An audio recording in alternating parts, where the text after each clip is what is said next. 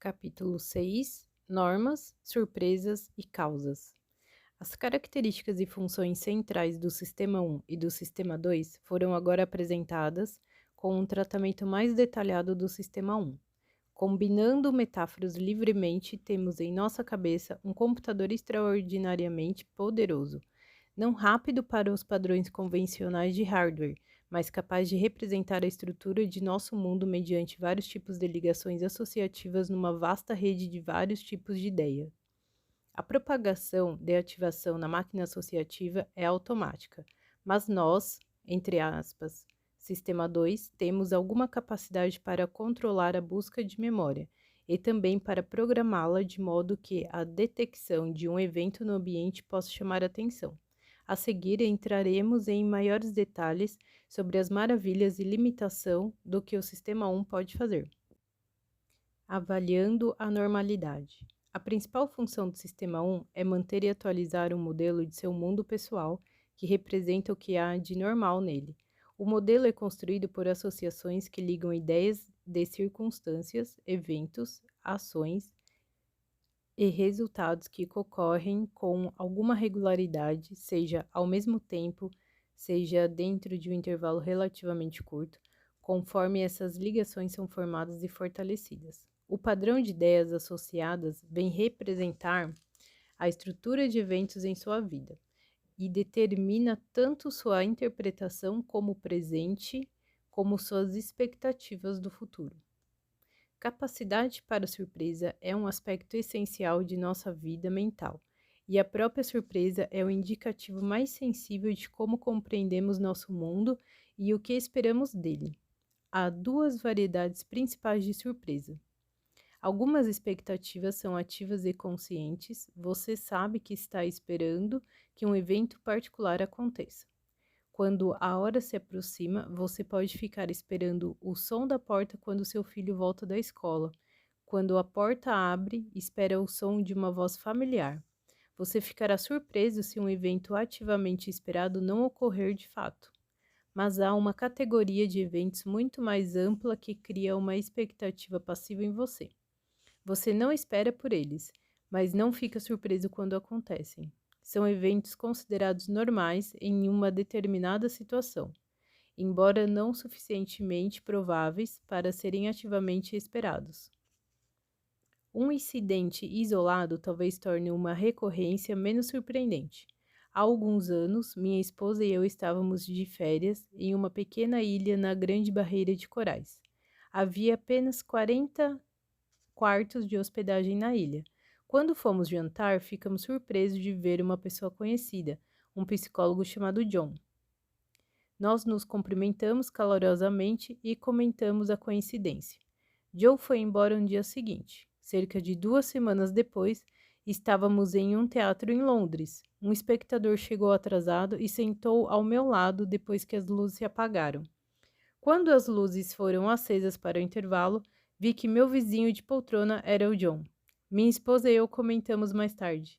Termos ficado simultaneamente conscientes de dois fatos. Primeiro, essa era uma coincidência mais notável do que o primeiro encontro.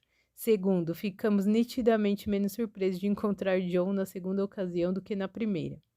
Evidentemente, o primeiro encontro mudara de alguma maneira a ideia de que John em nossas mentes. Ele era, agora, o psicólogo que aparece quando viajamos ao exterior. Nós, o Sistema 2, sabíamos que a ideia era ridícula, mas nosso Sistema 1 havia feito parecer quase normal encontrar John em lugares estranhos. Teríamos ficado muito mais surpresos se tivéssemos encontrado qualquer outro conhecido que não fosse John na poltrona ao lado em nosso teatro londrino. Por qualquer medição de probabilidade, encontrar John no teatro foi muito menos provável do que encontrar qualquer uma das centenas de nossos conhecidos, embora encontrar John parecesse mais normal. Sob algumas condições, expectativas passivas rapidamente se tornam ativas, como descobrimos em outra coincidência. Em uma noite de domingo, há alguns anos, íamos de Nova York a Princeton, como vínhamos fazendo toda semana por um longo tempo. No caminho, vimos uma cena incomum, um carro pegando fogo na beira da estrada. Quando passamos pelo mesmo trecho de estrada no domingo seguinte, outro carro estava pegando fogo ali. Mais uma vez, percebemos ter ficado nitidamente menos surpresos na segunda ocasião do que ficaríamos na primeira. Aquele era o agora o lugar onde carros pegam fogo. Como as circunstâncias da recorrência eram as mesmas, o segundo incidente foi suficiente para criar uma expectativa ativa. Durante meses, talvez anos após o evento, lembrávamos de carros pegando fogo sempre que chegávamos àquele posto na estrada, e ficamos inteiramente preparados para ver outro. Embora, é claro, isso nunca tenha ocorrido.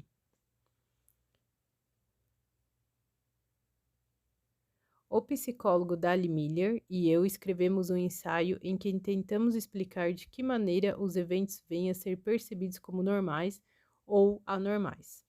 Vou usar um exemplo de nossa descrição de teoria de norma, embora minha interpretação disso tenha mudado ligeiramente. Um observador, olhando casualmente os fregueses numa mesa próxima, em um restaurante fino, nota que o primeiro cliente a provar a sopa tem um estremecimento como que sentindo dor. A normalidade de uma multiplicidade de eventos será alterada por esse incidente. Não causa surpresa agora que o cliente que provou a sopa primeiro leve um susto violento quando tocado por um garçom. Também não é de surpreender que o outro cliente reprima uma exclamação ao provar a sopa da mesma terrina. Esses eventos e muitos outros parecem mais normais do que teria sido de outro modo, mas não necessariamente porque confirmam expectativas prévias. Antes, eles aparecem normais porque convocam o episódio original, vão recuperá-lo da memória e são interpretados em conjunção com ele. Imagine-se como observador no restaurante. Você ficou surpreso com a reação pouco usual do primeiro freguês diante da sopa, e surpreso outra vez com a reação assustada ao contato do garçom. Entretanto, o segundo evento anormal vai recuperar o primeiro da memória, e ambos fazem sentido juntos. Os dois eventos se encaixam em um padrão, em que o freguês é uma pessoa excepcionalmente tensa. Por outro lado, se a próxima coisa a acontecer após a careta do primeiro freguês for outro cliente rejeitando a sopa, essas duas surpresas ficarão ligadas e a sopa com certeza levará a culpa. Quantos animais de cada espécie Moisés levou na arca? O número de pessoas que detecta o que está errado com uma pergunta é tão pequeno que ela já foi batizada de a ilusão de Moisés. Moisés não levou nenhum animal na arca. Foi Noé quem fez isto. Como o incidente do tomador de sopa estremecendo, a ilusão de Moisés é prontamente explicada pela teoria da norma. A ideia de animais entrando na arca introduz o contexto bíblico e Moisés não é anormal nesse contexto. Não que você o esperasse positivamente, mas a menção a seu nome não é de surpreender. Também ajuda que Moisés e Noé tenham o mesmo som de vogais e número de sílabas. Como no caso das trincas que geram conforto cognitivo, você inconscientemente detecta a coerência associativa entre Moisés e arca. Assim, rapidamente aceita a pergunta. Substitua Moisés por George W. Bush na frase e você provavelmente terá uma piada política fraca, mas nenhuma ilusão. Quando algo cimento não se encaixa no contexto corrente de ideias ativas, o sistema detecta uma anormalidade, como você acaba de experimentar. Você não faz ideia particular do que viria depois de algo, mas soube assim que a palavra cimento apareceu que ela era anormal nessa frase.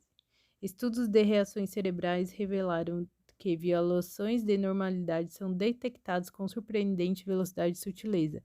Em um experimento recente, as pessoas escutavam a frase: "A Terra gira em torno do problema todo ano". Um padrão característico foi detectado na atividade cerebral disparando 0,2 de segundo após o início da palavra estranha.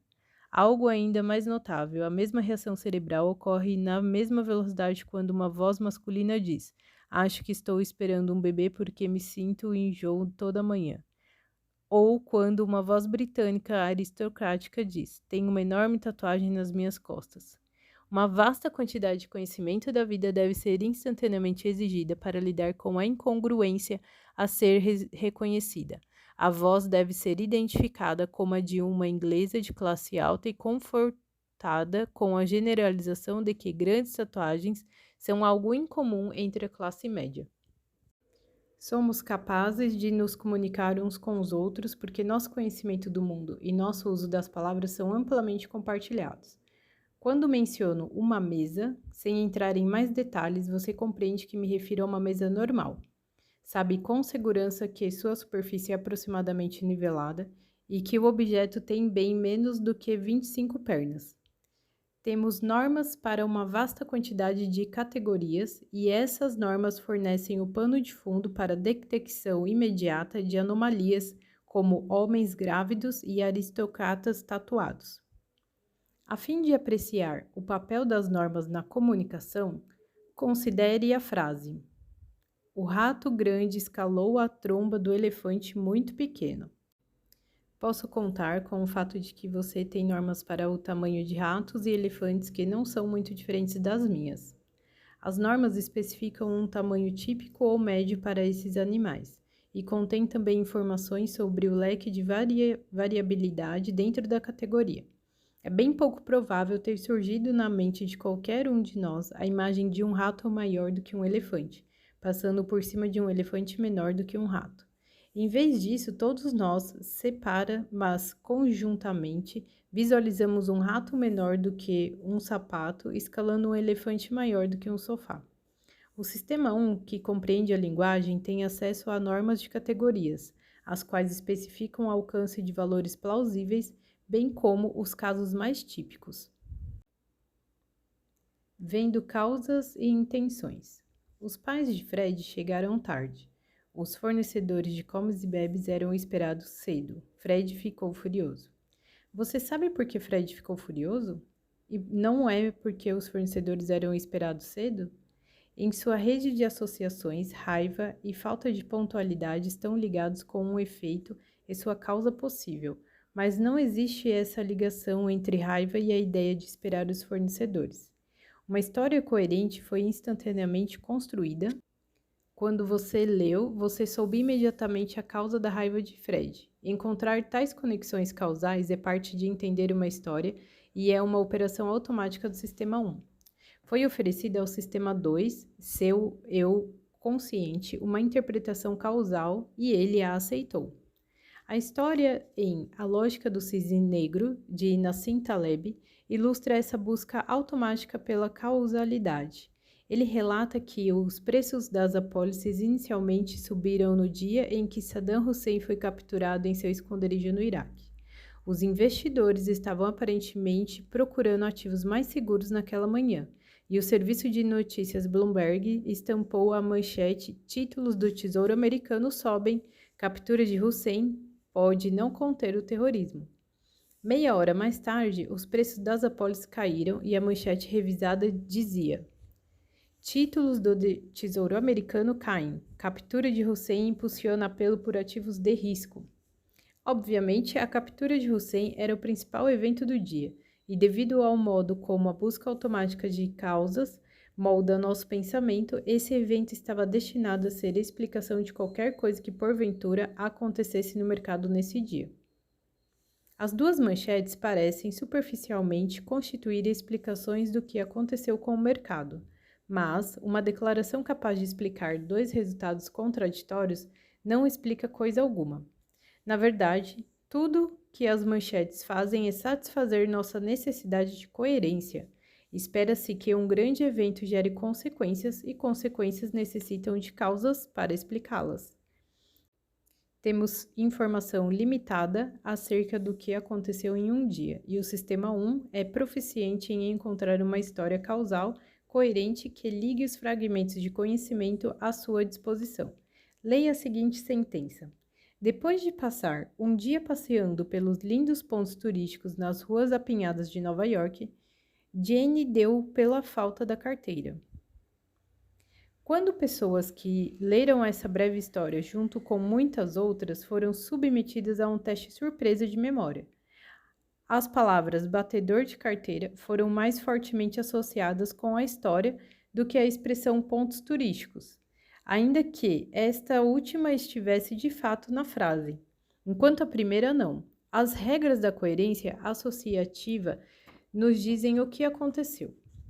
O evento de uma carteira perdida podia evocar muitas causas diferentes. A carteira caiu de um bolso, foi esquecida em um restaurante e etc. Entretanto, quando as ideias de uma carteira perdida, Nova York e multidões são justapostas, elas evocam conjuntamente a explicação de que um batedor de carteiras foi a causa da perda. Na história da sopa que leva a um estremecimento, o resultado, seja outro freguês se encolhendo com o gosto da sopa ou a reação extrema da primeira pessoa ao contato da mão do garçom, suscita uma interpretação associativamente coerente da surpresa inicial, completando uma história plausível.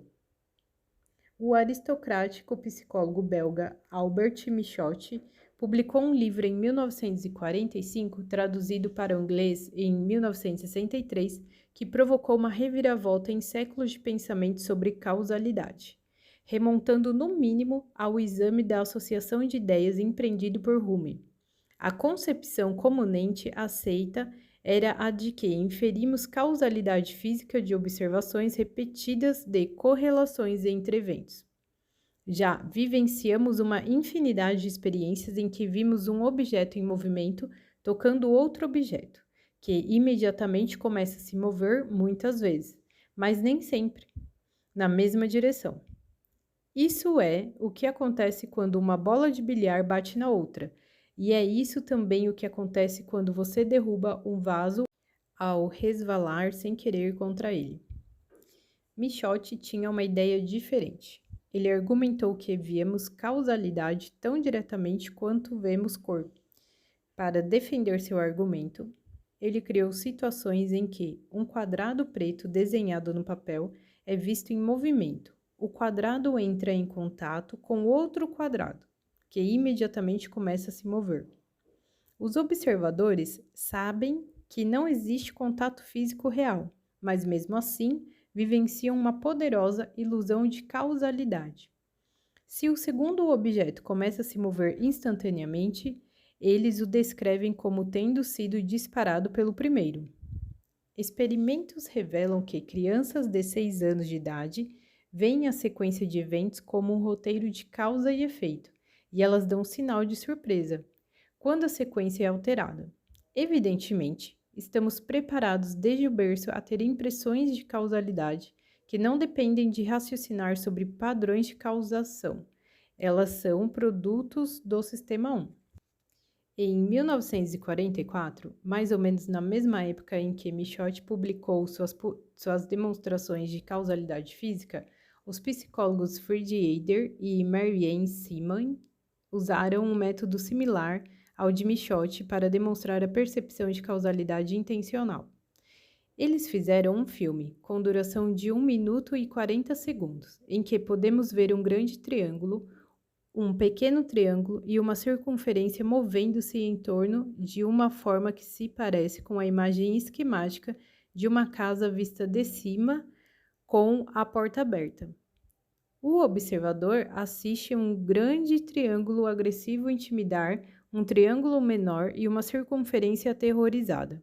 A circunferência e o pequeno triângulo unindo forças para derrotar o valentão. Observa-se também muita interação em torno de uma porta e depois o explosivo final. A percepção de intenção e emoção é irresistível. Apenas pessoas afetadas por autismo não a vivenciam. Tudo está apenas na sua cabeça, é claro.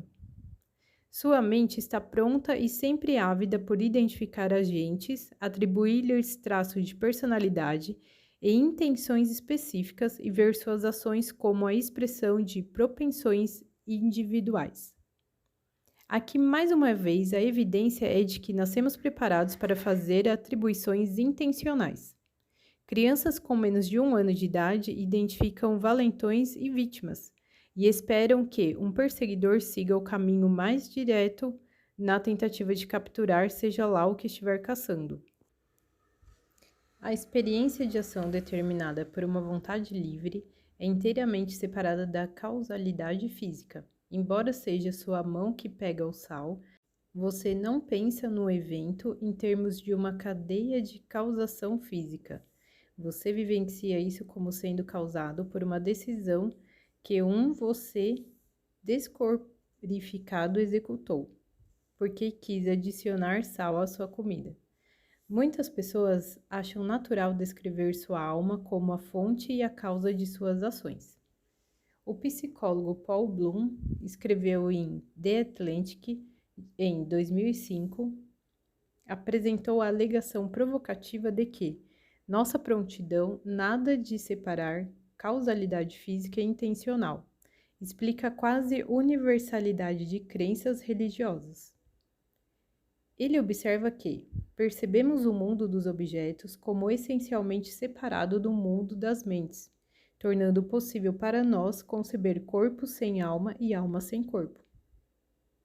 Os dois modos de causação que estamos ajustados para perceber tornam natural para nós aceitar as duas crenças centrais de muitas religiões.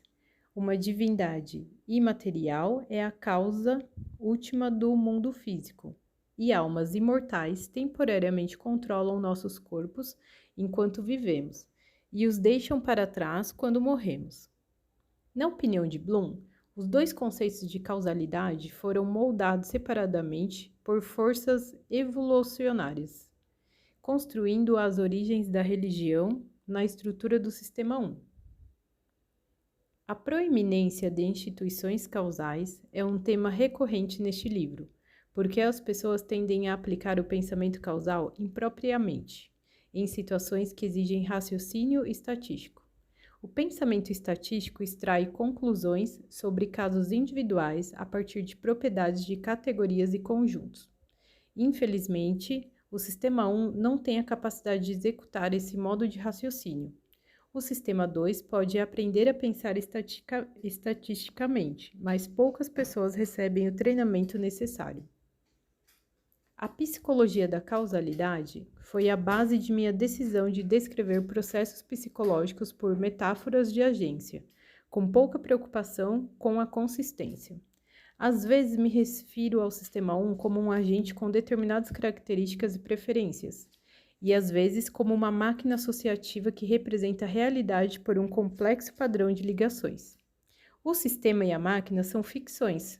Minha razão para usá-los é que eles se ajustam ao modo como pensamos acerca de causas. Os triângulos e círculos de Heider não são realmente agentes. É apenas muito fácil e natural pensar neles dessa forma.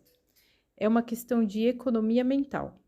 Presumo que você, como eu, ache mais fácil pensar acerca da mente se descrevermos o que acontece em termos de características e intenções, os dois sistemas, e às vezes em termos de regularidades mecânicas, a máquina associativa. Não pretendo convencer você de que os sistemas são reais, assim como Heider não pretendia fazer você acreditar que o triângulo grande seja realmente um valentão. Falando de normas e causas. Quando o segundo candidato à vaga se revelou ser também um velho amigo meu, não fiquei tão surpreso. Pouquíssima repetição é necessária para que uma nova experiência pareça normal. Quando examinamos a reação a esses produtos, vamos tomar a precaução de não focar exclusivamente na média. Devemos considerar todo o leque de reações normais. Ela não consegue aceitar que foi simplesmente azarada. Necessita de uma história causal. Vai acabar pensando que alguém sabotou intencionalmente seu trabalho.